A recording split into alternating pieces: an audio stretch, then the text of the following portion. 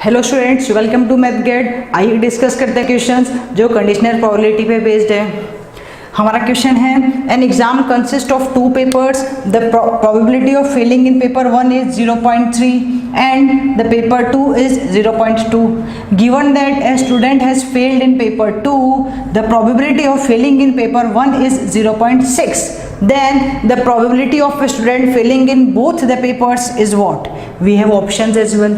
बहुत ही अच्छा क्वेश्चन है क्योंकि ये फिर से कॉन्सेप्ट वाला क्वेश्चन है, राइट? क्या करना है आपको गिवन है, मान लेते हैं पेपर 1 को हम डिनोट कर लेते हैं इवेंट ए से, थोड़ा इजी हो जाएगा।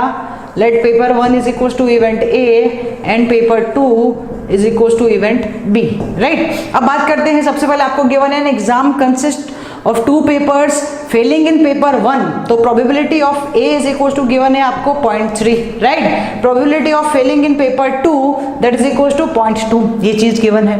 तो सबसे पहले काम आपको क्या करना है, आप क्वेश्चन की लैंग्वेज को पढ़िए। जैसे यहाँ मुझे लगा पेपर 1 और पेपर 2 को लिखना थोड़ा मुश्किल है, तो मैंने इसको इजी बनाने के लिए ए और बी ले लिया। आप चाहे तो कुछ भी ले सकते हैं, आप चाहे तो एज इट इज चलने दीजिए, राइट? अब उसके बाद आपको क्या करना है, जो जो आपको समझ में आ रहा है वो आप नोट डाउन करते जाइए। जैसे मुझे समझ में आया कि पेपर ए की प्रोबेबिलिटी क्या है, 0.3 है, पेपर 2 में फेल होने की प्रोबेबिलिटी क्या है, 0.2 है, मैंने नोट डाउन कर लिया, राइट? अब उसके बाद क्या गिवन है, given that a student has failed in paper 2, मतलब दो इवेंट यहाँ पे एक साथ हो रहे हैं, failed in paper 2, the probability of failing in paper 1 is what? तो जो पहले होगा, जो पहले आ रहा है वो पहले होगा इवेंट। तो पहले क्या हुआ, पेपर 2 में फेल हुआ, फिर हम बोल रहे हैं कि पेपर ए में भी फेल हो गया, तो उसकी प्रोबेबिलिटी क्या है, 0.6 है।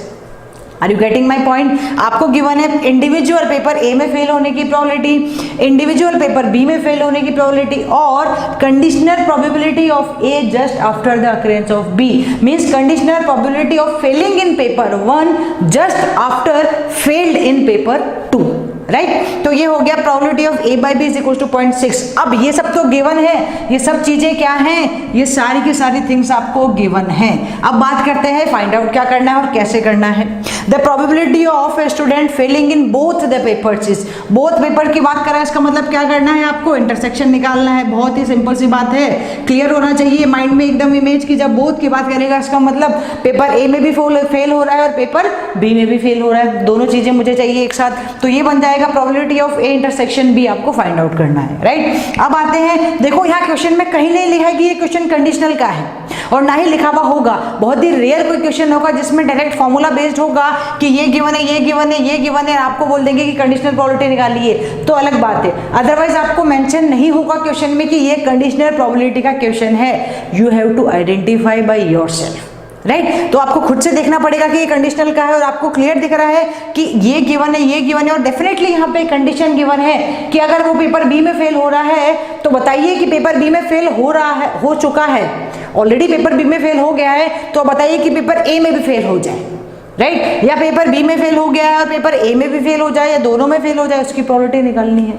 तो कुछ चीजें ऐसी होती है जो पढ़ने पर समझ में आएगी, कुछ चीजें ऐसी होंगी जो क्वेश्चन की लैंग्वेज से समझ में आएगी कि किस टाइप का क्वेश्चन है, राइट? तो अब हम यहाँ यूज करने वाले कंडीशनल प्रोबेबिलिटी। तो probability of A by B या conditional probability of A given B is equal to होता है probability of A intersection B by probability of B. आप चाहे कैसे भी लगाइए, आपके पास सब चीजें अवेलेबल है। आपको A intersection B find out करना है तो ये बनने वाला है आपके पास probability of A intersection B is equal to probability of A by B या A given B into probability of B.